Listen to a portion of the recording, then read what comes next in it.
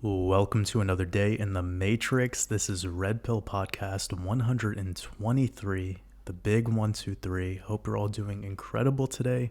We have a lot to get into because today will be the Crypto Blue Moon special. I'm actually going to be dedicating today's podcast to reviewing the past iterations of blue moons for Bitcoin. And really excited to get into that. I'll also be deep diving into a couple fractals that I found for XRP to kind of share some of my thoughts on what could be going on with XRP for the remainder of this month and perhaps the remainder of this year. I know I didn't get around to it in my last YouTube video, so don't worry. Today we're going to be definitely recapping and covering everything you need to know about what I'm anticipating next for XRP. But before we get into that, again, welcome. If you are new here to the Wolfpack, it's so great to have you here with us. And if you haven't gotten any Discord access yet, just go ahead and send me a direct message over on Patreon with your Discord username, the last four numbers after your Discord username, and I will reply back to you on a Patreon message with your Discord server invite. Please don't comment in this video or send me an email. That won't help. I won't be able to onboard you that way. Just please follow those directions I just mentioned a moment ago. I appreciate it. And as for the altcoins this week, we're only going to be covering 3 different altcoins because we have so much to talk about with this setup into the upcoming new moon and ultimately the blue moon. And I just don't want to kill any time with things that aren't really priorities. So we'll be covering Chainlink, Render Token, and Band Protocol. So we got 2 oracles on the lineup today, as well as a full thorough analysis of all the blue moons since the start of Bitcoin and XRP thorough analysis on a couple of things that I was finding, as I mentioned earlier. I think it's going to be an exciting episode full of gems, so definitely get a pen and paper ready. You're not going to want to forget any of this.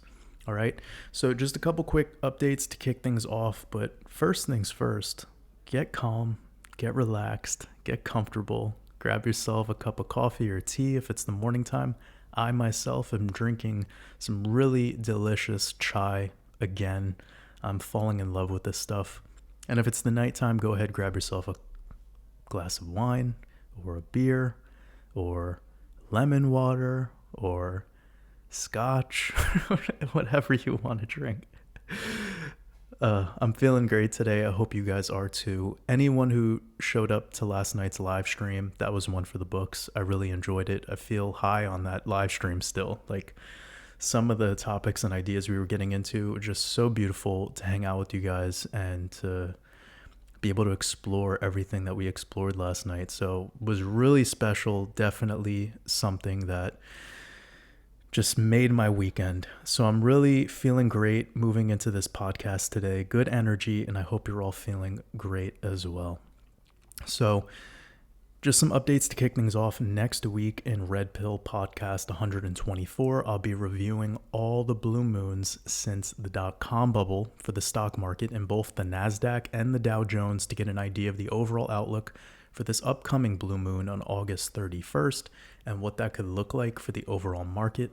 I was initially going to do that in today's podcast, but I actually found some very important data specifically to Bitcoin. And I believe that analyzing crypto is the priority here for this community and where a majority of us are focused at during these times. And what I found is the data is literally right around the corner, coming up very soon. So it's crucial that I got this out as soon as possible. And today was the perfect opportunity. So today we're going to start off with this podcast analyzing every blue moon since Bitcoin started trading. So now let's get into it. First things first, this of course is limited in data since we only have 5 blue moons during the entire trading history of Bitcoin. But we're going to do our best with what we have to work with. And believe it or not, even with very limited data, I still found some incredible gems and patterns that continue to repeat that are undeniable. So let's hop into this chart right over here. This is going to be epic. I hope you guys are ready for this. All right, so here we have some of the blue moon data all charted out. We're going to be reviewing backwards from now until 2015. And we're going to start off by, you guys are all quite aware that we have this upcoming blue moon on August 31st. We actually have Mercury station retrograde on August 23rd. So I think that's pretty important to consider based off of prior iterations of Mercury station retrograde. We do tend to have some issues around that time. So we have the full moon, blue moon right there in the middle of it. And then once Mercury is station direct, we're pretty much moving into Rosh Hashanah, the end of the Jubilee, right there into the Hebrew New Year. So just some recent things to consider. We have the full moon charted out right here, and we're going to make our way backwards now. I also went out of my way to chart every time we went into a solar cycle or into a lunar cycle. So you could see effectively since April 20th of 2023, Bitcoin is in a solar cycle. And to give you guys a very basic example or explanation of what that means is whenever Bitcoin initiates a lunar cycle is typically when we go into downtrends, and whenever we start a solar cycle is typically when we go into uptrends. I don't really like using this term bull run or bear market, even though I know like for semantic purposes, that's just what most people want to hear. But needless to say, when Bitcoin's in a solar cycle is when we have all of our bull runs. And leading into the transition of a lunar cycle is when we enter all of our bear markets. And you can see that time and time again. Right here, we entered a solar cycle. We went in an uptrend to an all-time high. Then we have a lunar cycle, downtrend to a cycle low. We have this iteration right here, start of a solar cycle, moving up all the way into an all-time high. Right here, literally the start of your lunar cycle, entering a downtrend into your cycle low. Rinse, repeat. It's been going on since the beginning. So this is something I revealed a while ago, and it's been a big piece of my overall investment thesis, because I believe if we have this edge of gnosis on Bitcoin, that'll help us to be able to determine everything about what else is going on in the altcoin market. So what makes what we're doing here really special is we're aware of when our uptrend cycles start.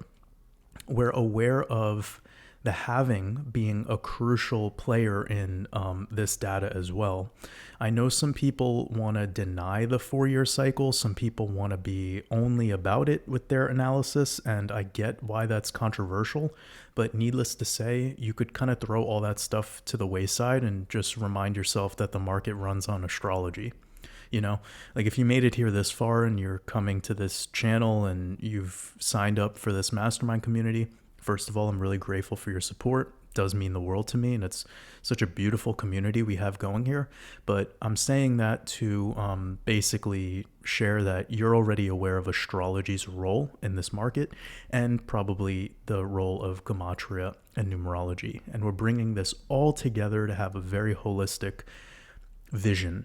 And this really prepares us to have a future outlook and to prepare ourselves not only emotionally, but regarding how we're going to time our investments, which I know nobody should really be trying to time the market. It's more about time in the market. But this system we have here is probably the closest thing you'll ever get to timing the market. And we get stronger and stronger every month, and being together as a community and collaborating makes us even more effective. So I share a lot of what I share so that the other people here that are decoders, astrologers, astronomers, whatever you're particularly into, whether you do GAN or Elliott Wave or Wyckoff, just share your gnosis with us, because the more we collect the data, the more dialed in we'll be. And I feel today's presentation, what I'm about to get into with these blue moons, is extremely helpful for kind of rounding out some of our thoughts on how I analyze the market, and perhaps it could help you get a little bit stronger in your thesis as well. So now that we have all that laid out, you have a couple of ideas here. We have, first and foremost, if you're unaware of what a blue moon is, I'll just quickly explain that. Maybe I should have in the beginning, but I went ahead and assumed you would know. A blue moon is when you have 2 full moons in the same calendar month, and we're about to have one. Now, going backwards, the last blue moon we had was actually at the start of what entered into price discovery for Bitcoin and a bull run that led us into the very beginning of 2021. And you could see right here, we have this crown top distribution. Right around this time was Rosh Hashanah. And then you have, by the way, this was an election year. And this year right now, we're in a pre-election year. And then we have our first full moon of October, blue moon in the end of October. Boom. And we rallied up pretty hard into that moment. I don't believe we're going to be mimicking that at all. But again, we're just going to review each one by one and take it from there. So now we have over here, which is a very interesting year because we had two back-to-back blue moons, essentially. I mean, we didn't have one in February, but we did have January, full moon, blue moon, January, and then right here in March. It's a really interesting structure because we rallied all the way into what was effectively the first blue moon cycle of 2018. And it was right at the end of a bull run. So it's pretty fascinating how that was all timed out. And it's pretty evident here that you can see there's some structural things to point out about this particular blue moon setup. But I want to just go back now to 2015. And here we have this moment right here, which I find to be very fascinating, of July. In the beginning, you have right there the orange dotted line as your first full moon, and then you have blue moon right here. And effectively Bitcoin trading up into the middle of this and then having a slightly higher high comparatively to the first full moon of the month, then initiating what ended up being a downtrend into August, followed by a pretty sharp sell-off. And we're going to be covering this in a little bit. But this whole setup is quite fascinating because you're going to start seeing a pattern unfold now. And we're going to go back to this chart over here, and I would like to look at the 2012 iteration of a blue moon because we did have one. Okay, so we have right here. Now, remember what I was just showing you over here. We have, this setup where we have full moon, rally into around a new moon, and then we have a blue moon, second full moon of the month. Just want you to pay attention to this peak in between. Okay, then we have over here in 2012, we're going to stretch this out a little bit and kind of a similar setup where you have your full moon, you have a higher low on the second full moon, but you have this peak pretty much centered right in the middle. This was the same month that we are about to experience a blue moon this year. So I found this to be a very fascinating piece of data, and because right now it's August 6th, comparatively, we're about 11 days out from, getting to see how this all goes. But I don't want to get ahead of myself. I just want to kind of build the foundation here, and I think you guys are probably catching on to what's happening now. So we have this blue moon, August 2012. I want you to take note on that because that seems to be pretty significant, this whole setup. And not only did we peak out pretty hard on this, we ended the day down 14%, which then led to essentially a flash crash. So that's a really interesting,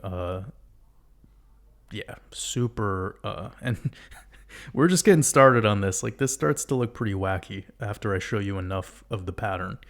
So we moved up perfectly into the new moon on this. I'm going to open up the moon cycle, and you can see that blue dot right there is literally the new moon, perfectly topped out right after the new moon correction. Now I want us to go over to 2015. So over here in 2015, we are going to start to only pay attention to the month of August, by the way, because that's where I feel like this has a lot of merit. Here we have, oh, that's interesting, right? We have our new moon, and then we have flash crash again in August. Now, the last flash correction I showed you was August 19th. This one is August 18th. Now, let's go to 2022, last year. I'm going to be going over to this moment right here, where you could see this big red candle on August 19th. 10% correction, and effectively from the cycle top down about 17 total percent, which if you were to put this in the market cap of 2015 or 2012 and kind of compare similarity, instead of a 15% correction, this would have been equivocal to like a 30 to 40% correction. As Bitcoin grows and matures in market cap, the corrections are less, but that's pretty incredible how we have this August 18th and August 19th pattern, right? So you're seeing the pattern here. Now, I decided to investigate further. Now I'm going to go to July, August of 2011. We're really going back now. Okay. So here we are in this July new moon, followed by this huge sell-off into August. And you can see it had a similar essence. Now, this is the new moon pretty much into the very last day of July. So it's not the same necessarily as what we've been dealing with this year, where most of our new moons are situated somewhat in the middle of the month. But I just want to show the setup here, how we're getting this volatility and these big either exaggerated sell-offs or big exaggerated spikes to the upside in the month of August when we're in our cycle. Our cycle of recovery is really what I should call it, because ever since Bitcoin broke 25K a couple months back, that's kind of showing that it's on its way to a macro trend reversal. If you're unsure of what I'm talking about right now, you should probably catch up on maybe like the podcasts back in March and April. I think that'll be very helpful. Probably the red pill that came after March 10th, because we had a little bit of a flash crash around the time of Silicon Valley Bank failing and what happened with SVB. And after that, we pretty much went on an uptrend back up to 30K. So any of the podcasts around that time, probably great examples of what I just mentioned. So we will be going over to August 2016 now. Sorry, August, 2016. I know we're jumping around a lot, but I want to just expose to you the similarity in patterns. And here we are, where, boom. Now you see this vibe? You see how right there in the beginning of August, just correction. Just like we had in 2011, right? It's almost the same. So where this is going is August just seems to be really elusive with extremes, lots of volatility in all of the data sets that we analyze, but we get these really big noticeable corrections. And we saw 2 iterations where it was happening to the same day, and then we saw 2 flash crashes right there in the beginning of August. Now we're sitting here in August 6th, so we've made it through that energy. And I think that is sensible, because if you look at this new moon here, it's on August 1st, August 2nd. The last chart we were looking at was when it was on like July 30th, right there at the end of the month. And when we're getting these new moons near the end of the month of July, that's where those more exaggerated sell-offs come in. So I would not be surprised if like in 2025, we could really dial in this data. I mean, 2024, excuse me. I'm just expecting uptrend from April on out, but I'm kind of getting ahead of myself a little bit here, but I'm just so excited to have this awareness, to have this awareness so far in advance, because this really allows to be not only be conservative, but be accurate in a way where you can feel, you could feel out, okay, I could prepare myself for this, or I could de-risk here, or I could start to take a little bit off the top here, and just get a little bit more dialed in with your plays. So anyways, we have this early August pullback in 2016, almost identical to 2011, very similar. And where this is very interesting for me is there seems to be a lot of emphasis on August 14th through August 20th. So keep this date range in mind. Essentially up until the first quarter moon of this month, which is going to be on the 24th of August. You could see that right there. That's just 10 days to consider between August 14th and August 24th. So definitely take notes on that. Now, we had August last year in 2022. We want to go back to there. And you're going to see that we topped out right there on August 15th before a deeper correction. Pretty arduous, but it ended up being much deeper correction into Q4, right? Then in 2021, we have over here where we moved up through the new moon, topped out on August 14th, came back a little bit for a short-term W. I like that setup, how it went right into August 23rd. So that's still within that 10-day date range that I just shared with you earlier.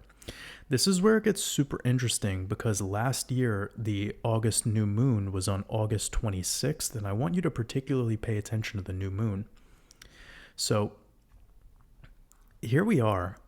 And if you look at where the new moon was in August, it was super bearish, like crazy bearish.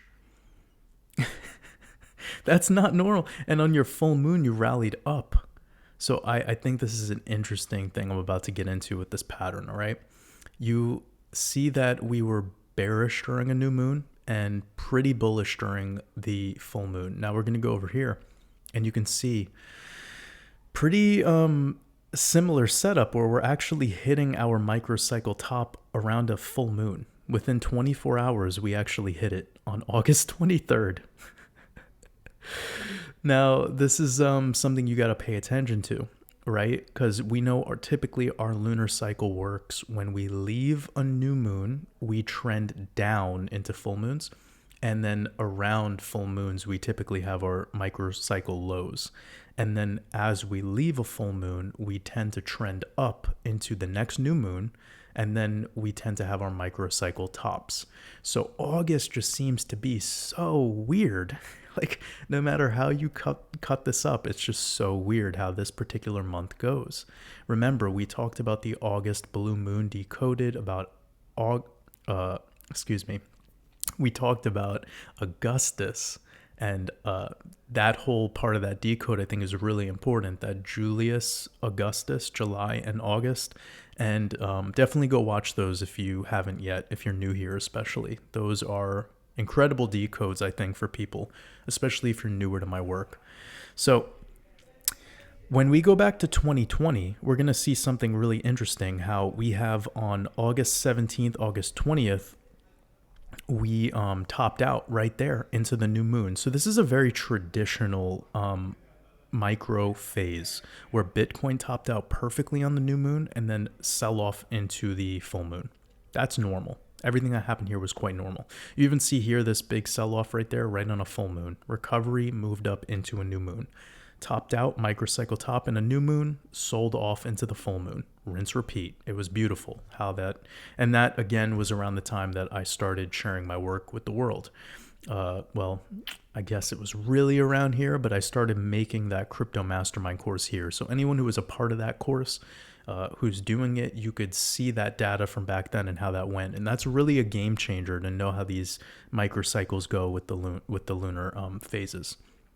Now, I want to go back to 2019 into August, and you're going to see something really interesting. And it's that we trended down into August 15th. Now, remember, before I was talking about August 14th, August 15th. Well, here we are. We're going to start to see this pattern become super noticeable. August 15th, 2019, we hit a low. Now let's go to 2018. Right there, you can see that candle wick, or candle tail, I should probably call it, August 14th. All right, very similar structure to 2019. Basically, they're both alike.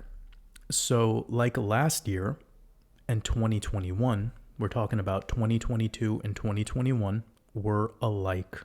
And 2019 and 2018 were alike. But what all four of them have in common is April 14th and April 15th. Like, how is that possible? This shows you that without a shadow of a doubt that this is running on a code and it's tied to astrology. This podcast exposes that truth. It's undeniable. And here is the data, you know? So 4 out of the last 5 years, we either microcycle topped or bottomed on August 14th or 15th. And the one time that it didn't happen with that level of precision was back in 2020. And that microcycle top happened just 2 days after this date range right here. So again, we're talking about August 14th, August 15th. We had our microcycle top on the 17th, just 48 hours later. That means that 100% of the time in the last 5 years, specifically from August 14th to August 17th, we get our extremes in the data of that month. So let's go to 2017 and see what's going on here.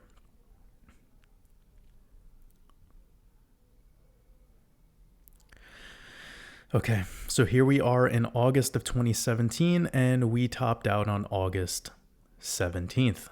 That's 6 out of 6 iterations now. We're going to go to August 2016 now.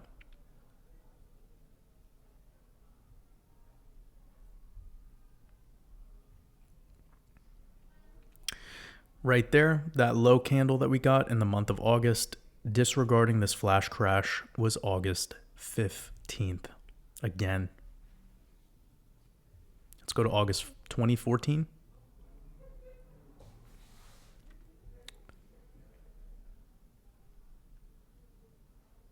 I don't want to skip any of these. This is fascinating.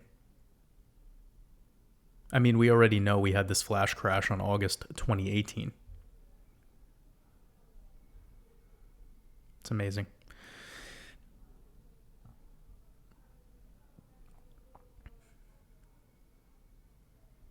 Okay, so this is the month of August. You see right there, August 14th, and then effectively like a weird micro double bottom, August 18th. Still, that was your low of the month of August. Let's go to 2013.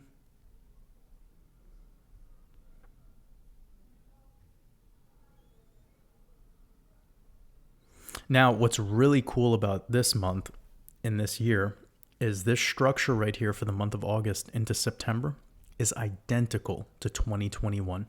And we talked about that earlier. Now, what I mean by that is if you see, we moved up into the 14th of August, again, the same thing, a little sell-off. Then we come up into a little later in the month, around the full moon, and then perfectly trade up into the beginning of September, new moon, sell-off. That was our Rosh Hashanah moment in 2021. So think about this, family.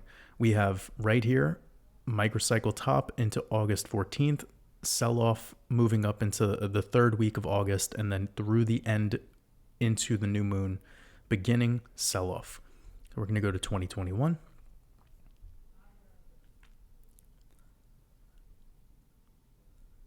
August 14th, microcycle top, sell-off, come up into the 23rd week of the year, basically. Third week of the month. A little bit of a sell-off, move into the beginning of September, new moon, sell-off. It is the same. 2013 and 2021 had the exact same microcycle. Mind-blowing. You can't make this up.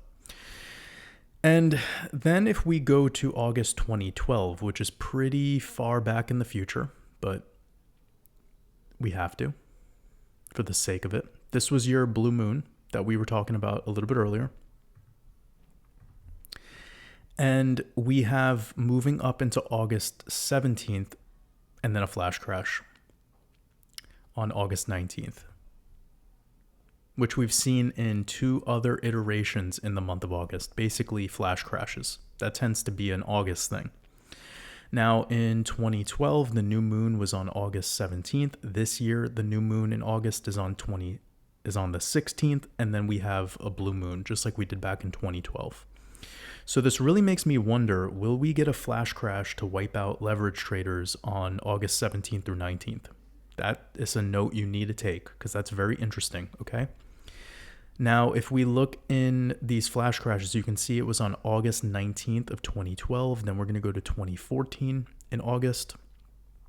And you're going to see this right here on August 14th into August 19th. Same sort of deal. Then we're going to go to August. Oh, by the way, that's August 18th. So in 2012, it was August 19th. In 2014, it was August 18th. In 2015, it was right here, August 18th. Again, look at that. You can't make this up. So we keep having these flash crashes right after the new moon, right? Okay, look at 2016. Boom, flash crash in August. I mean, just right there, that's mind-blowing, you know? So that's just 10 days away, family.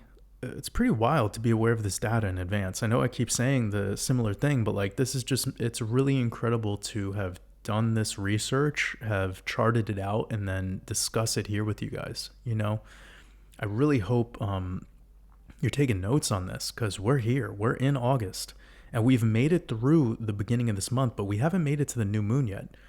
And we see this pattern of crashing, flash crashes after new moon, specifically around this time frame. And this moment right here, where this is structured at, if I turn off these moon phases, right here is actually kind of the vibe that we're in now when we look at the amount of time that we've made it through. So right here, this whole cycle of recovery is similar to all of this, which is actually similar to what we're in now, like when you adjust accordingly to the timing. So now we're going to take it one step further and we're going to go to the monthly candles. I'm going to turn off everything and just keep this super simple. We're going to try to speed through this. Okay. We're going to go to we're on the monthly candle right now. We are looking at the month of August. Okay. So you can see right here, August of 2022, we were down in the red 14%. Then we're going to go to August 2021. We were in the green, up 14%, as above, so below. Of course, that was a Shemitah year. So we're down 14% and up 14% within the Shemitah on the same month. It's just incredible how that works.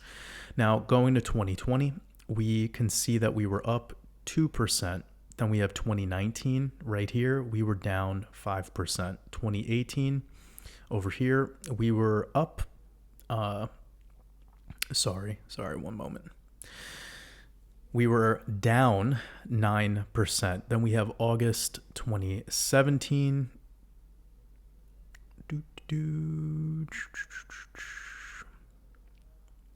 Okay, this is a very interesting one, and I want to take note of the reasons why. So on this, we can see we were up 65%, and that was because we were in price discovery. We were in a bull run cycle. I suspect this is what Bitcoin will do in August 2024 next year. So I believe we'll probably have a bullish 2024 August, but that's a more extreme data point because we were in the midst of price discovery. We broke it back in April, and that's how Bitcoin tends to finish things off. It'll just be month after month after month of greens, just like we had here. Okay, so now going to 2016, we have the month of August. We're looking at down 8%. We have August 2015. We are down 19%. 2014. We are down 18%. August 2013.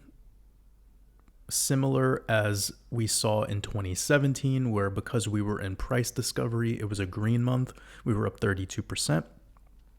And then we have final being August 2010, which was down 38%. Now that's not weird at all, because again, when you're at the end of a bull cycle, this was like Bitcoin's first really incredible run, going from fractions of a penny all the way up to 20 something, $30. That's insane. Just that run right there is the 3,200,000% gains. So again, anomaly here for sure. And then we have the one coming in right here. So I'm going to just run through the numbers with you guys to save time. That's 13 years worth of data on the monthly candles, and 8 out of 13 August monthly candle closes were in the red. This is about 62% of the time Bitcoin was down into the monthly close of August. Now, 3 out of 5 of those August monthly closes that were in the green were during price discovery to the upside during a bull run. So I think it's fair to actually remove those 3 cycles, and this brings us to 10 total August cycles to consider for where we are at today in August of 2023. This will be the 11th iteration when we get through it. So 8 out of 10 monthly closes in the red. That's 80% of the time. So far this August, Bitcoin is only down not even a full percent. But it's also just August 6th, and the monthly close is about 25 days away. So a lot could happen in crypto land between now and then. But just to give you some expectations of what this month could finish off with, out of 8 of those monthly candle closes that were in the red in the month of August, it was an average loss of about 15% on the monthly close. So if we were to go from the July close down about 15%, that's bringing you into $24,600 Bitcoin. Okay. If I got really, really specific, let me see. Yeah, that's sitting you at about 24,800-ish. Okay. Now that's considering that average, but I was thinking a little bit more about the data, and to be fair, because we did have a couple of those extremes, like the instance at the end of 2011 where Bitcoin was coming off of a bull run. So if I was to remove that data, that would be much more fair, I believe, and that would bring it to about 12% down on average. So anywhere between 11 to 15% down is fair. And we're talking about the monthly close. So that's the candle body itself, not considering tails or wicks. So from the July monthly close coming in at around 29,200, 11% is bringing you into about 25,800. And then we had that data that gets you slightly below 25, excuse me. Okay.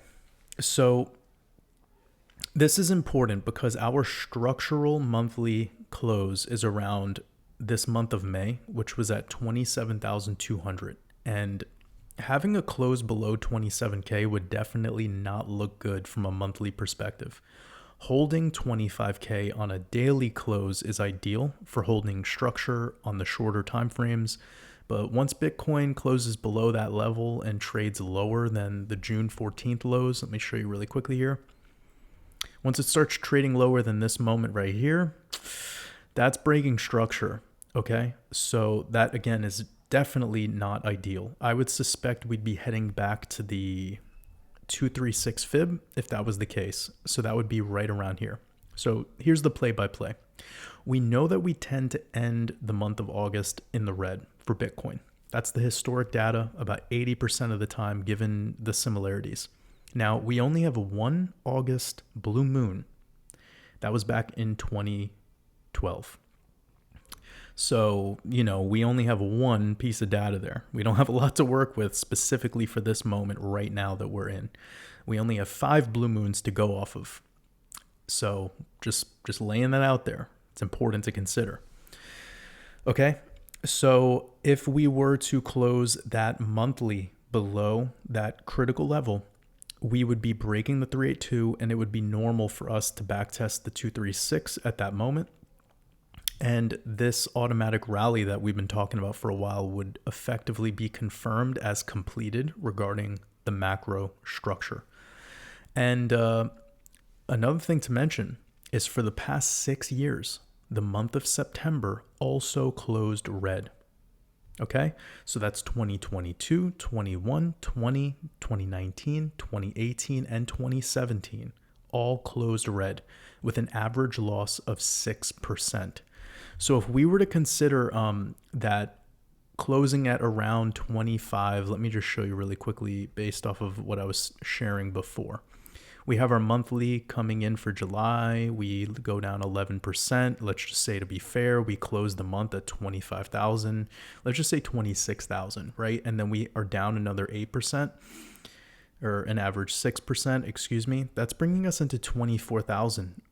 That right there would be below all of the key points that we've been discussing. And it would be normal then for us to consider in the month of October or November a 236 retest.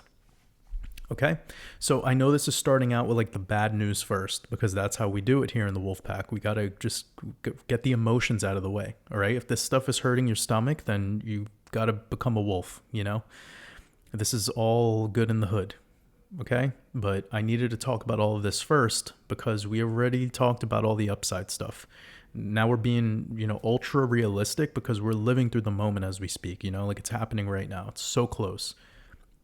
Okay, let me check in on a couple of things really quickly.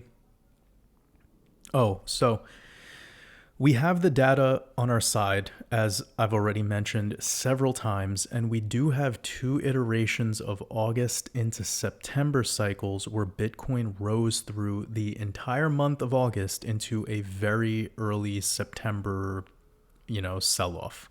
We had back in 2013 where Bitcoin topped out on September 3rd, and in 2021 where it topped out on September 6th. You also have in 2020, pretty much moving up. It's right here. It was this crown top that I talked about a couple times. We were up through August and then had a correction right at the start of September. So we do have a couple of cycles where we held our levels in the month of August, but still we had that month of September that wasn't so fun. So we thoroughly evaluated this time frame, and this tells me that Bitcoin needs to get moving soon. If we want to see more upside, Bitcoin needs to get going like now. All right. So we have the weekly open for the stock market coming in tomorrow. I know that we had some sell-off energy in the NASDAQ and the Dow leading into the end of Friday. It was one of the first red candle closes we had on the weekly for the NASDAQ in a very long time. So that's not looking so good. This is a very odd moment here in crypto because all of the energy that we saw kicking into the NASDAQ and the Dow hasn't really spilled over into crypto necessarily. We got a little bit of bullish with Bitcoin making it into 30, but besides XRP, there's just been some isolated things that have happened here and there, and a majority of what's been going on in crypto has been really negative, right? So this is definitely like the bear market vibes that we're in right now. Like no matter how much good comes, it can't really send us much higher. But again, I'm aware there's isolated incidences like XDC finished its automatic rally. I called out that. Hex back many months ago finished its automatic rally. I was keeping track of that. I called that out as well. So, we've seen a couple of these moments where we're like, yes, this was a clean automatic rally. But so far, what's happening with Bitcoin has been very slow, very arduous, kind of like this chart that we've been going over week by week, where we hold this line, back test it, pop really hard, arduous sell-off, back test this line, and again and again and again. And this is so similar what we're experiencing lately. It's kind of boring at this point, and I'm sure you all feel pretty similar. Okay. Now, what I was talking about before is how Bitcoin needs to get moving soon, because in most cases, between August 14th through August 17th, we see the data, right? And we could have one of those rare scenarios where we move up through the monthly close into early September. We do have that blue moon on August 31st, so that wouldn't shock me, but that's much more limited data. We've seen the month of August end red way more than we've seen it end green. So this is what's making me feel like if Bitcoin's going to do any moves, it needs to happen soon. I also talked about how after testing this line, we tend to move up pretty quickly off of that. So within about 7 trading days or so, we move into the next horizontal cycle. So you could see here about 7 days, we made it up into this big green candle there. Over here, we have this back test, and in about 6 trading days, we made it up. So a majority of our gains are happening in the first week of a breakout after Bitcoin backtests these supports. So not hopium, but it just is what it is, right? So let me see what else we got going on.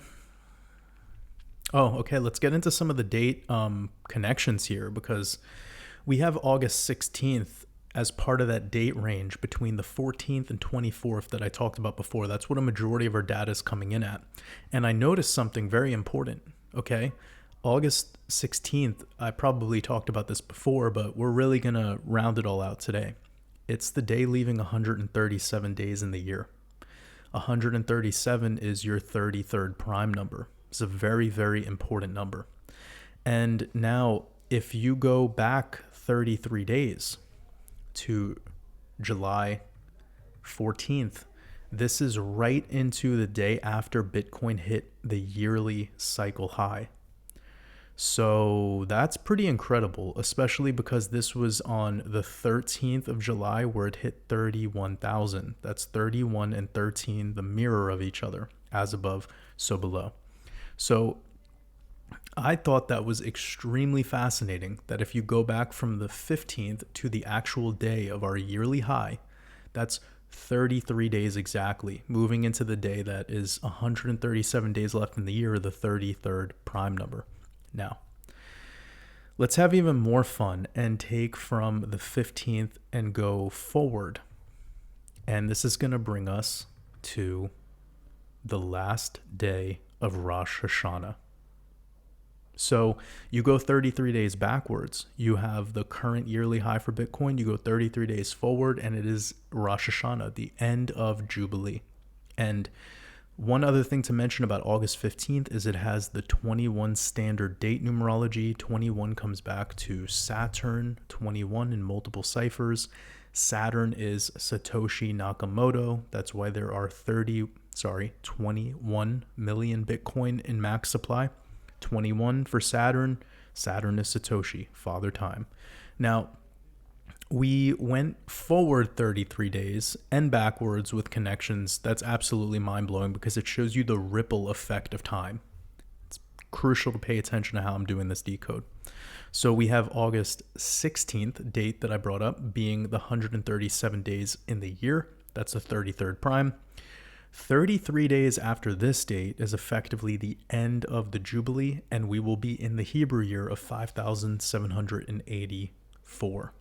And this landing on a Monday, the day of the moon, Moon Day. In Judaism, this is very important because they set up their whole calendar system around the lunar phases. That's why their new year, Rosh Hashanah, is moving around to different Gregorian dates every single year because it's based on the moon. So the fact that lands on a Monday and it has a 25 standard date numerology tied to the year of the rabbit being that 2552 connection, that's definitely significant to me. That's a sign.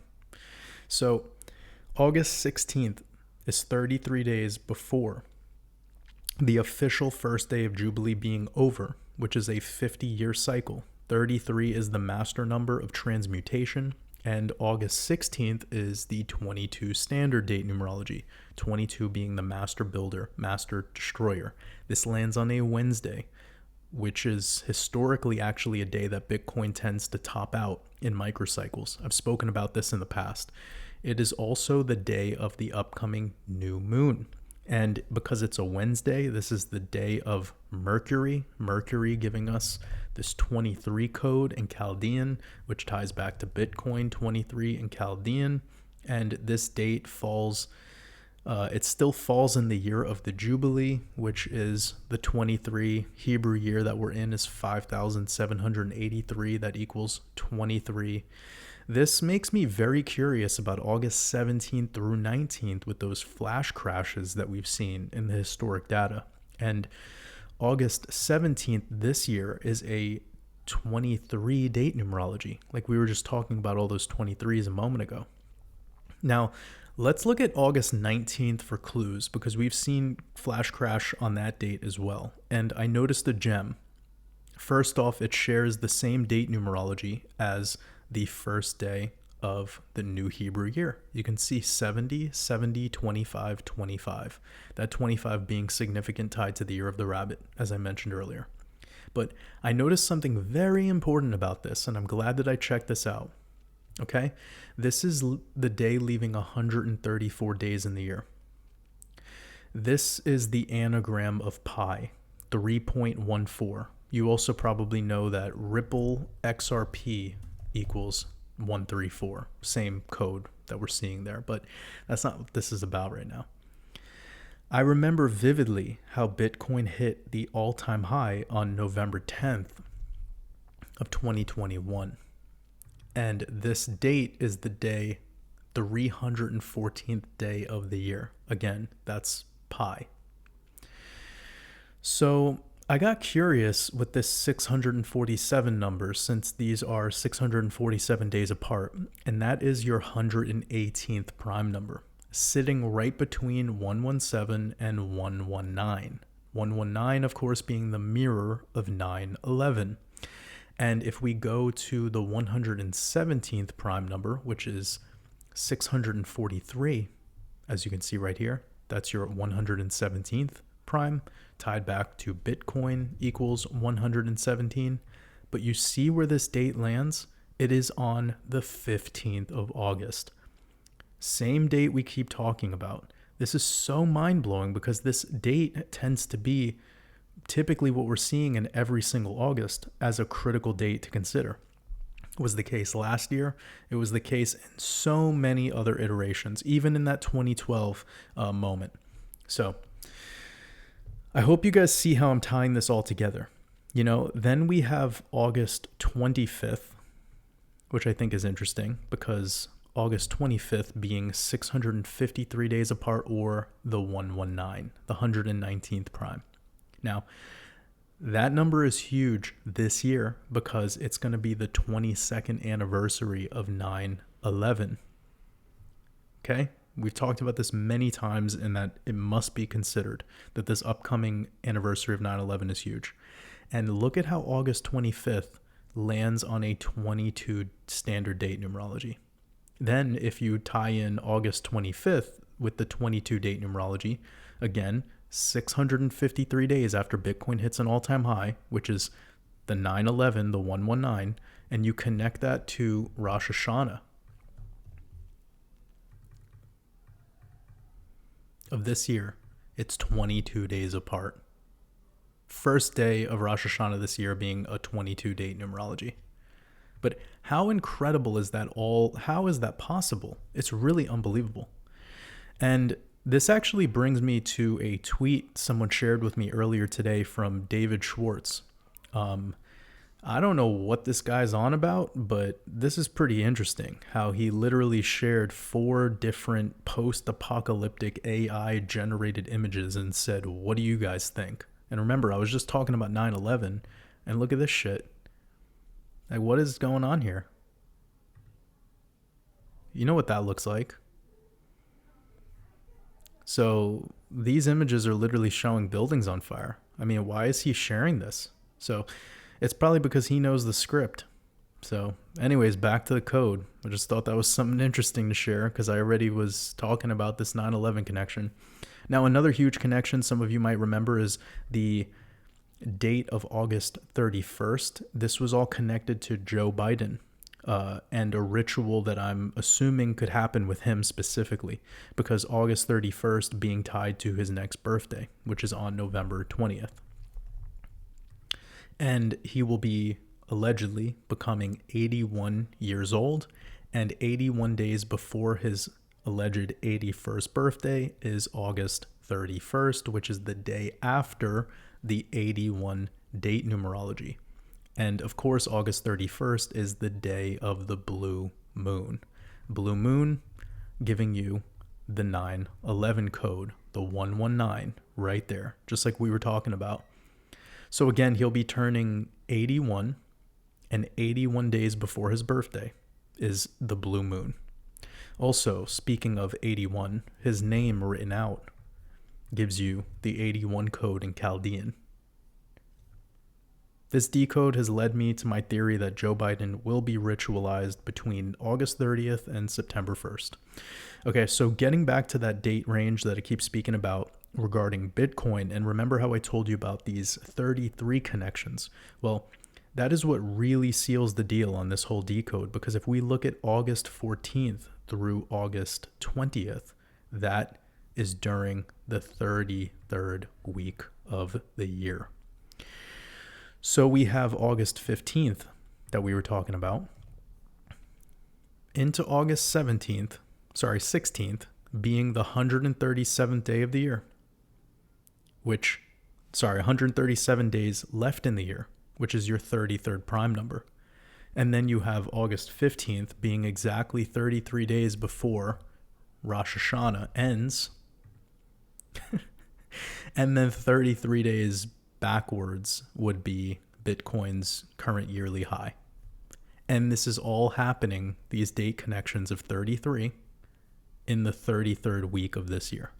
So there it is, family. Some really juicy connections and code to digest.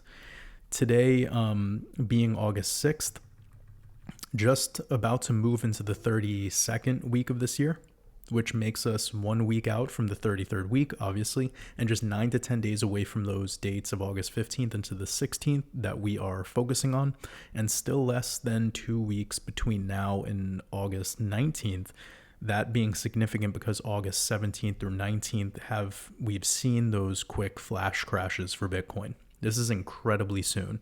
So the end of the month is just packed, as you can see. And next week, like I mentioned earlier, I'll be covering the blue moons for the stock market so we can have all of our bases covered. That'll be released on August 13th, right before these key dates that I keep talking about into the 33rd week of the year.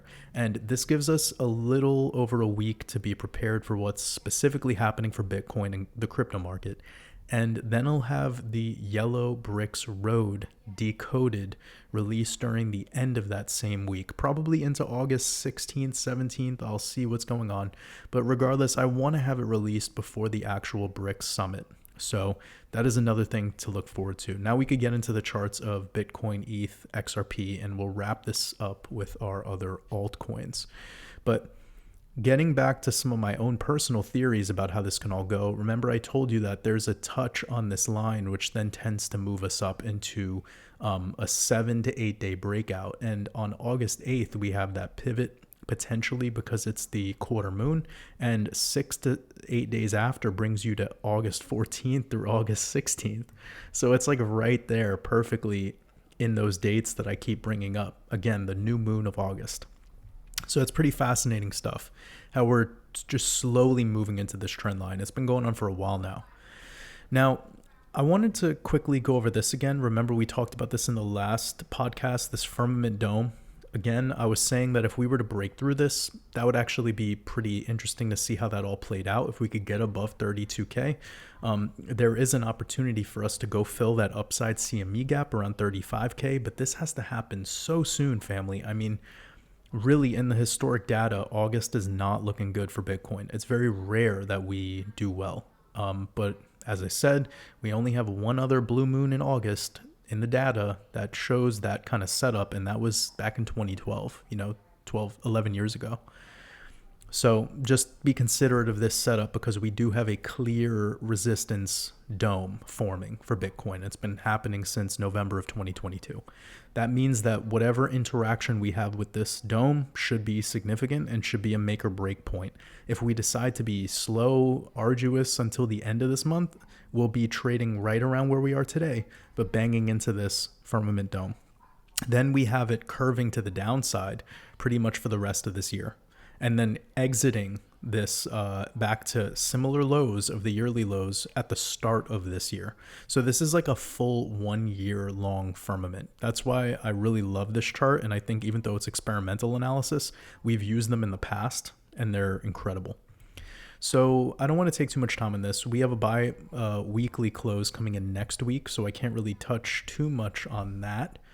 But we're still holding the range. We're pretty much planting a support on top of what was the prior resistance going back from March through May before we had a little bit of a correction. So this is what Bitcoin likes to do on a recovery. That's why I call it a recovery phase. On the weekly, we're planting a potential red. It would be nice if we could get green. I mean, we only are down 1% right now, so that's not too horrible. Let me pull up some of the moving averages. Oh yeah, that's a sign. Getting below the 8 is not great. Funny that rhymes, but that tends to be whenever we close below that, we tend to have a sell-off. That's just typical how this market works every single time. I mean, you can see right here, when we entered this bull cycle in October 2020, we rode the 8 moving average, and then the first candle we had below it was assigned to GTFO. Then once we got below it right here specifically, and couldn't really plant much more of a new high, that was another signal to be like, yeah, it's probably not likely that we're going to go up much more. We learned from this, it's good that we take note. But Wolf Cross on the weekly with the 8 below the 55 is a definite GTFO moment. And I learned that firsthand. That's one of the greatest indicator things I've ever shared with the world. I'm so glad that I focused on that and we've been calling it the wolf cross now for over 2 years, but it's pretty clear to me that the weekly 55 simple and 8 simple are important for Bitcoin. And we had a wolf cross in a positive direction this year. So let's see how that holds. But in the short term, we have these 200s sitting at, 26. I'm going to take a sip of water.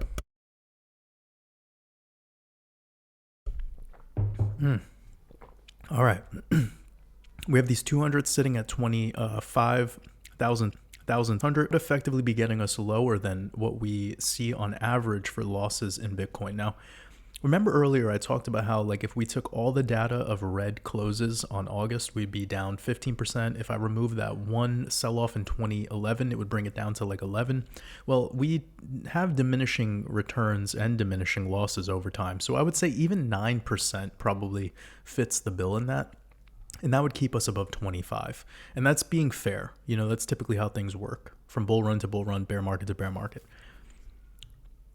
Okay, so the EMAs are looking fine on the weekly. Holding the 13 is good, but like really Bitcoin getting above the 8 is what we want. So I know it's only 1% up. We could totally get to 29.4 by the end of today if the CME opens bullish and they want to push this up a little bit. Whatever options nonsense is going on. Let me see the 5-day. Okay, we have a 5-day coming in on Tuesday, so keep that in mind with the 21 EMA. Any closures below the 21 EMA on the 5-day is probably going to send you down to the next level, which is perfect because it's sitting there right on the 200 exponential and 34 EMA. Okay, now our 2-day is starting to show weakness because all of these key moving averages are moving to the downside or sloping to the downside, including the 55. So keep that 55. Oh, that's perfect because that 55 simple is right there where I've been telling everyone for a long time to consider. You could see where that 55 is curving into, and it's right there at that key support that's been in place since the whole year. So I'm pretty bullish. Like I feel like that would be a nice move, just back test, get back above the 8, and that would effectively be above the 21 and 13, and then boom, just one more move up, just one more, And the moves that we're making off of this line do average out to be like pretty decent. Like initially we're up 44% on that one. Initially we're up 50% on that one. And then here we have about 27. So let's just say 35 is on average. And from where we are now, oh yeah, that's very unlikely. But like if we were to just to repeat what we did in the last little move up, that's about 27. 25, 27%, getting you to about 35K. It'd be beautiful if we can snap into that red line that I shared a while ago because that's a technical level. It really is. It was the breaking point into the continuation of the sell-off, and it was a super long-term level that was obvious for Bitcoin. Back in here in the start of the parabolic advance, up here, right when we broke through it, we started to have a little bit of this crown top energy coming right below it. Resistance for a while. Once we broke back above it, we started another mini cycle and then selling off effectively right back to that level, holding it as a support for, a couple months. Bull trap broke through it. So we know that 37 to 38 is like so crucial. And from where we are right now, and although this sounds like hopium, that's only 30%. So we have one iteration here looking at about 50%. We have this iteration right here looking at 50%. We have this iteration right here looking at a measly 27. And right there, you'd be like 31% up from exactly where we are. It kind of sounds like hopium at this point, but that's what the data is showing us. So I gave you all the downside conditions and then all the upside. Now let's move on to ETH. I'm going to probably not have too much to say. Yeah, okay. So ETH has started to break through this support line and now it's riding on the 200 EMA. Let's go to the daily and see. Okay, yeah. So we have this coiling up together right here. These 200s are kissing each other. We're trading below all the key moving averages. We have a wolf cross, downside implied, not good. Yeah, that was the automatic rally right there. I was calling it out so long ago. It was a repeat of the same exact fractal from 2017 to 2018. It was gorgeous how similar it was, even with the fib pull. The same logarithmic scale fib pull of the 0.5 with getting slightly above it. So yeah, it would be hopium to start considering above 2000 ETH right now. I don't even care if ETH goes lower. I'm not really worried about de-risking it. It's not like a huge deal to me. I have a super long-term investment thesis with ETH, so I really don't care. I just accumulate more, and I'm cool with that. But anyways, this is a crucial point to test because you can see right here. Let me turn off the drawings because it might make it a little easier for you, and turn off the EMAs. It might make it even better. You can see once we got above the 200 simple right here, this dark green moving average sold off into it on March 10th, rally, sold off into it, a little bit of a rally, and now we're coming pretty close. So similar to what I said about Bitcoin, having a little more move to the downside and a little pop, well, we could consider something like that too on the 200 simple moving average. If we start closing below the 200 simple, that would be a sign that we're in the process of reversing to complete the automatic rally down to the 236, which at this time sits us at $1,300. So just consider that. We have a couple things to consider. The 382 fib, that 200 would be your first line of defense. Then you have the local low in the structure, which is 1630. And I think after that, boom, straight to 13. And that would be a gorgeous level to accumulate, in my opinion, long term. I know some people think we could go much lower. I do too. It just depends on, again, we have to take it one step at a time. We can't get too ahead of ourselves. So I'm going to leave it at that for ETH. Let's get into XRP. Okay. We're going to go to this right here. I wanted to share this idea with everyone. Now, we're looking at a chart that has this fractal, which I believe was in the timing of what I would call the automatic rally for XRP back in this one cycle, just from completion to this next buying climax. Entertain that idea for a moment. And if you don't know anything about Wyckoff and you want to learn more, I do teach this in my courses. So we have this just skyrocket up breakout over here in effectively September 2018. You see the way that looks? Now I'm going to go ahead and duplicate this and see if I could just pull them up. I know I could do dual screen, but it always looks like kind of shitty. Let me turn this off. Let me turn off all this. All right. Get this matched daily. We're on daily. So you see this just straight line breakout where the first day we effectively topped out with this really noticeable wick. And then we have this sell off that almost looks like the Saturn Zodiac logo. Well, we have what effectively looks like that going on today, where the first day of this huge breakout is where we topped out with this huge wick. You could see this right here. Very noticeable. And then we're kind of in this energy right now where we've broken below the supports, which were right here at around 67 cents. And we've started to seemingly bottom out. Now, then what happens is we come up into about the 0.5 fib on this micro pull. So I have this pulled from here to this swing low. And then you can see coming into the 0.5, this was a textbook dead cat bounce play. So 0.5 fib, condition met, rejection, broke through the 236, that's lights out, and this went into a lower low, dead cat bounce. Okay, so if that was to play out today, what we're looking at is if I was to pull a fib from this level to where we're currently at, and make sure that this is on a linear scale. I'm going to make sure that this was on a linear scale because it should be. It's a short amount of data. There you go. Oh, pretty much right into it too. Really harsh.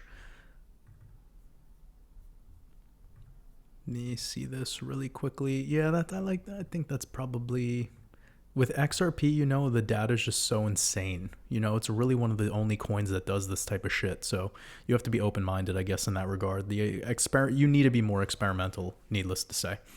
So that would be like if XRP was to come back into 70 something cents and get rejected and sell off down to like 53. That would kind of be the similarity in the fractal. If you know what I mean. Sorry, there's some people outside that are screaming.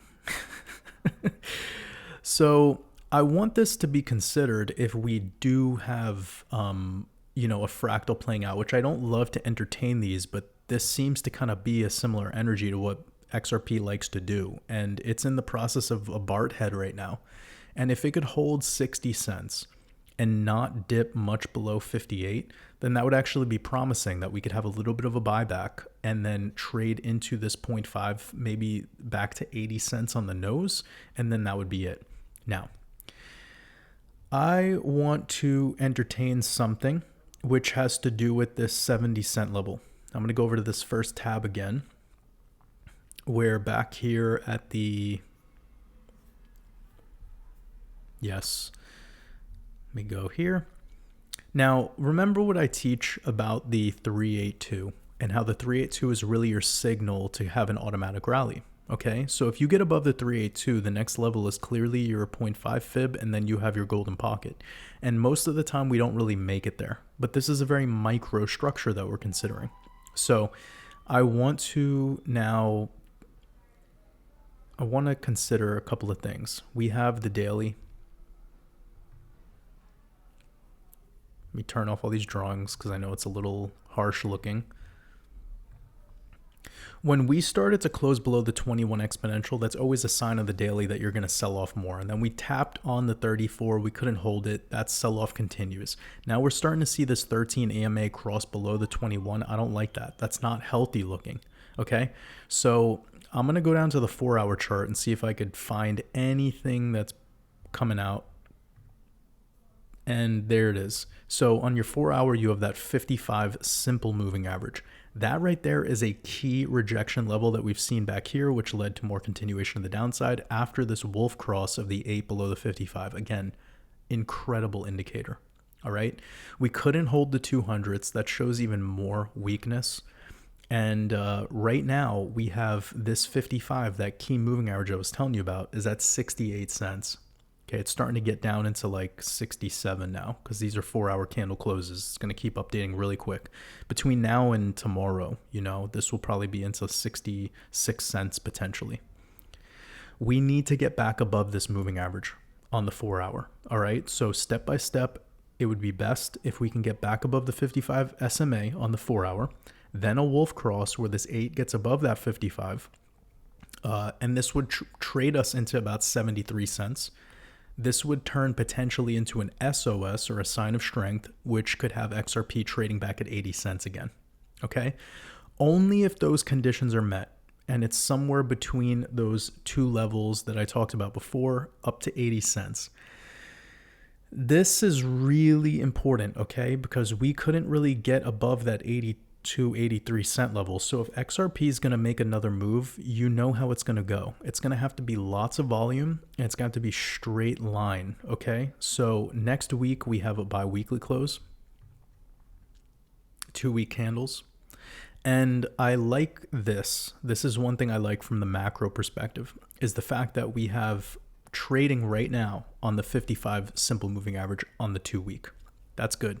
XRP has gravitated right there, and holding that would be ideal throughout the rest of this week. But if we want to stay in a bullish posture, that 8 needs to cross above that 55 like it did back here. I think that could take some weeks to go. So a lot could happen between now and then. And this might take until after Rosh Hashanah into October for that all to come to fruition. So again, these are bi-weekly candles. Now, the good news is if XRP was to trade into the 50 cent range again, that should be it for the pullbacks on XRP, unless Bitcoin has a meltdown. So the reason I say this is because I think the 3-day chart is telling a story. We have the 55 simple moving average playing a key role. And let me get 3-day, my bad. So you see this white moving average, you see how since we've gotten back above it with a wolf cross, we've been back testing it and holding it as a pretty solid support. So I like that. I think that's good. And if you look at these 3 key moving averages, the 200 simple, 200 exponential, and the 55, they're all coiling up between 50 and 52 cents. Now, that kind of tells me that if we're going to have a more significant sell-off, that's probably where we're going to hold. And that's pretty good news, because that kind of takes the sub 40 cent stuff off the table, and it maintains our bull trend, which I think ideally we all want. I don't want to take too much time on breaking this all down phase by phase because I've already given you guys quite a lot to chew on. But back here, when we had this 55 simple cross above the 200 simple, was right over here, and we did initiate some pretty drastic moves regardless of the SEC case against Ripple, and that was where it started, basically right there where this cross happened. Then the last time was all the way back in 2017, right here. When this cross happened, XRP just went parabolic. Now, I'm personally very bullish on XRP for April of 2024, like after April 2024. But unless something isolated happens for XRP this particular year, I am not bullish on XRP into Q4 of this year. Again, I'm open-minded to something isolated to XRP happening. I shared this theory on several interviews with Bearable Bull and in many of these podcasts that I feel an event for the crypto market is coming. And I believe it will be a washout of the shitcoin market. And this will be what's needed for XRP to do well. And when this happens, the liquidity will flow out of the nonsense and into the utility. Of course, I'd love for that to happen for XRP, but I don't bank on Hail Mary passes. This is a big reason I de-risked into 80 to 90 cent range because I spent so much time analyzing these charts and preparing my trade, and I stuck to my plan so that it ended up being one of my best trades this year, if not my best trade. So I still have limit orders at $1.03 through $1.33 for profit taking if we get a miracle swipe to the upside, but that is why I'm calling that my profit taking targets, and that is different from de-risking in my book, because de-risking gets my initial investment out of the picture, and I use that same amount I de-risked to buy back and effectively accumulate more tokens. I got in this year on XRP at like 36 to 38 cents, an average of about 37 cents on my entry. I de-risked on an average of 86 cents, so that was about 130% gain.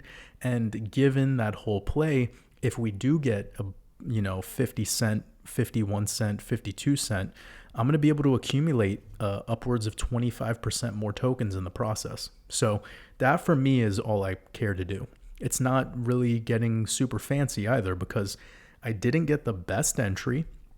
And I guess the sell-off was pretty damn close, but I'm not really in it for that kind of energy. I'm not here to be right. I'm not here to be, it just doesn't serve me. I'm a voice of truth in this whole XRP community thing. And I hope that they see where I'm coming from with some of this stuff. That's really it. And if we do just blast through $1 out of nowhere, great. I didn't de-risk. I didn't sell everything.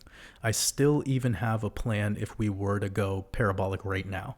So no matter how it goes, I'm set up. But in the meantime, a 58 cent, 55 cent backtest could be very likely unless Bitcoin wakes up and starts to move, or unless something isolated happens for XRP.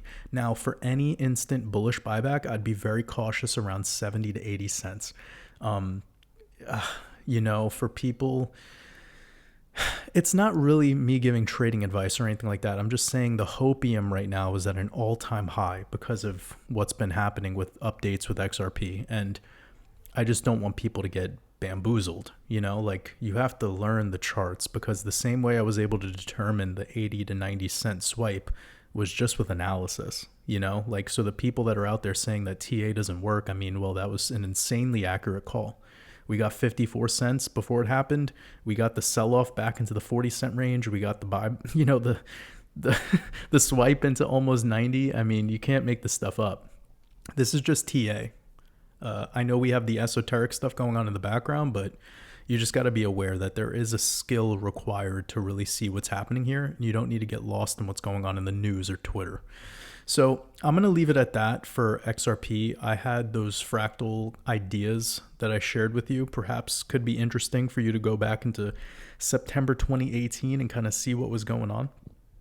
See what was going on back there. This was a textbook dead cat bounce coming up into this 0.5 fib.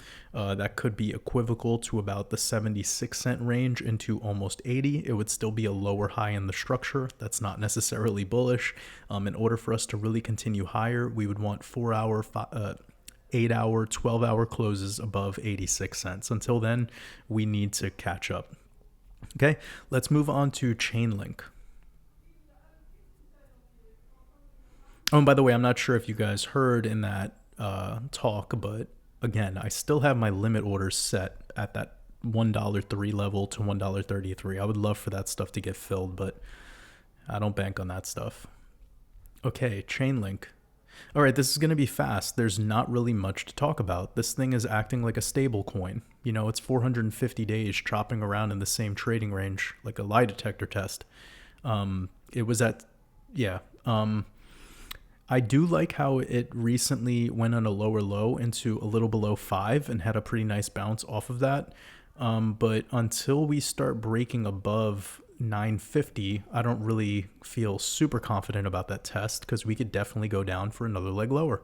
We want to see trend reversal, and until this thing can clear the 236, it's not looking that good. So yeah, just keep zigzagging over and over again. I guess that's kind of like what this coin likes to do. It kind of did something like this back then, but this is really annoying because then it made it up to this double top right there between there, and then massive sell off into a double bottom. Huge W pattern, by the way. That would have been a very bullish time to accumulate when you got that higher low on the W. Because then right there, once you broke that top, those 3 rejections, this thing moved pretty nicely. Yeah, I mean 600% in like what most things were experiencing called a bear market. I remember Chainlink was like the only thing that was looking that bullish back then, so it's pretty cool. And then actually look at this. You see the structure, how similar it is with this W vibe right there. We had the black swan of the C19 sell-off, but still effectively didn't hurt it that much, even with the slightly lower low.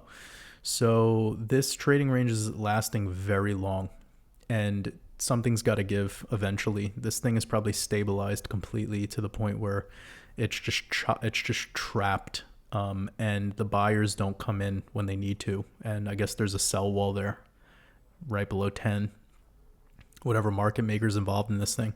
So yeah, when it comes to Chainlink, you want to see over the 236, effectively over the 382. This thing has no automatic rally energy whatsoever, which means that on the next cycle, this thing might not break new all-time highs. It might just go into like the golden pocket, like $30 again, because that's what the structure's sort of looking like.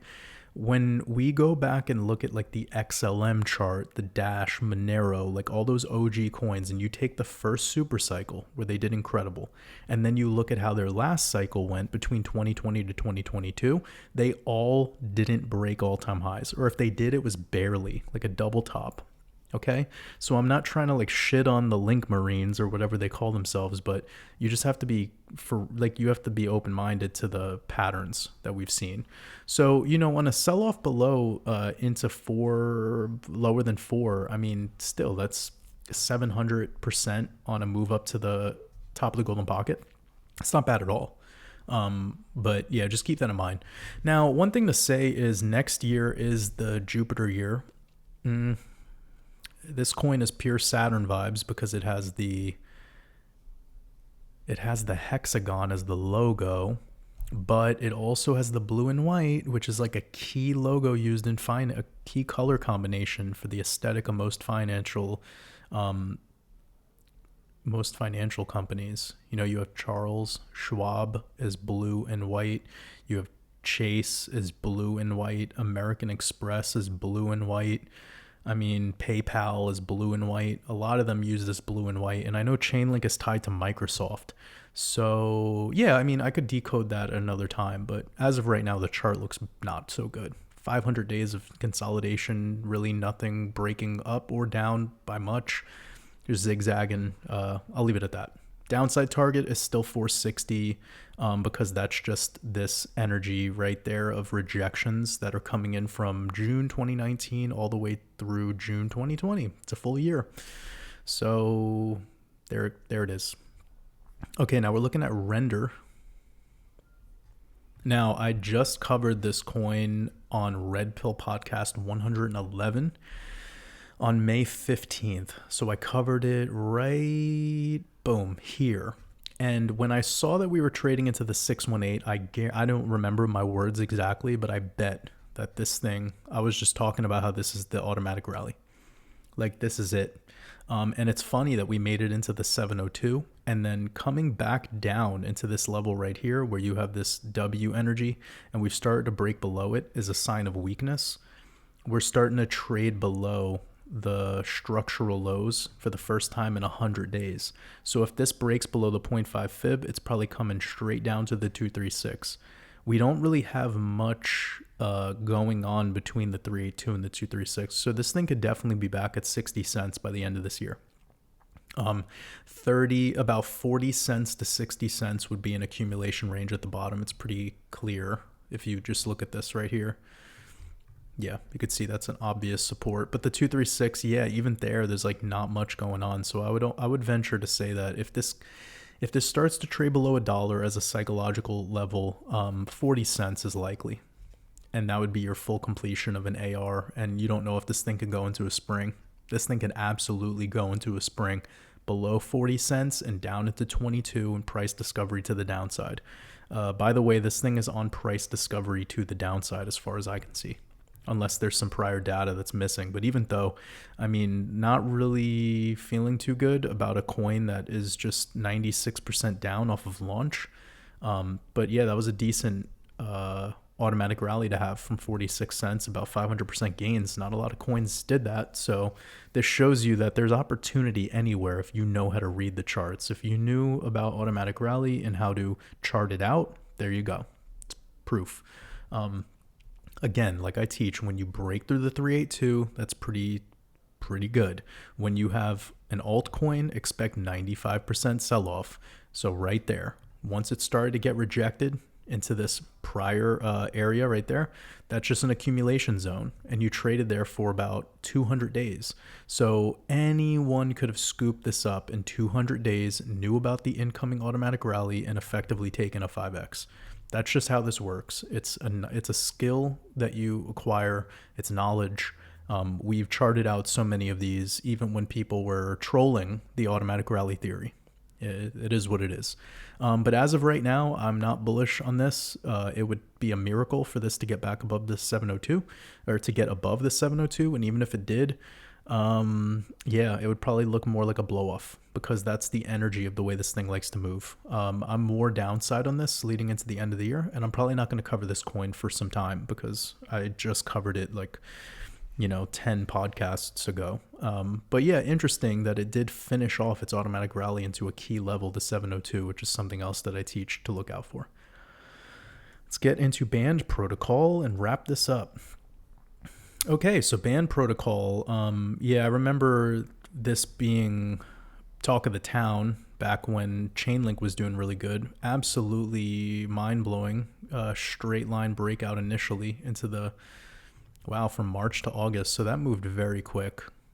6,000% in 130 days. Pretty much 3 months. 4 months. Wow. Fucking. But anyways, from here to recently, 96% losses. This is probably your selling climax, so I would anticipate a automatic rally now. And that's not possible until we get above the 382. So we could be trapped here for some time. Something like that. And if Chainlink does the idea that I shared of just a double top or a lower low, lower high into the golden pocket area, then Band Protocol will probably do the same thing because I believe they're probably more tied than they are not. But I would rather bet on Chainlink, to be completely honest, just with the chart data, the chart history, the partnerships, etc. But yeah, this is a key level right here, everyone, at the 382. And you see how this rocketed into that 382 with that wick and then got rejected? Like, just the daily candle that came in before that, 129%. That could very well be your automatic rally, and it just looks like a shitty one, similar to like Stellar Lumens. And I shared that on the last red pill that I did on XLM, where I was saying 17 cents is really important because that's the way the automatic rally happened back in 2018 or whatever, 2019. It looked just like this, like boom, and then just consistent downtrend with lower lows leading into the next phase, which is how this went. So this could very well be your automatic rally for this particular project. And this could be your spring of this particular cycle, which means it's at its lows. I mean, the only issue I have here is it doesn't really have much data below 80 cents. It would be giving up everything it came from. So yeah, I'm not really, this isn't the greatest looking chart ever, and it has no data from the past. This is like around the C19 moment.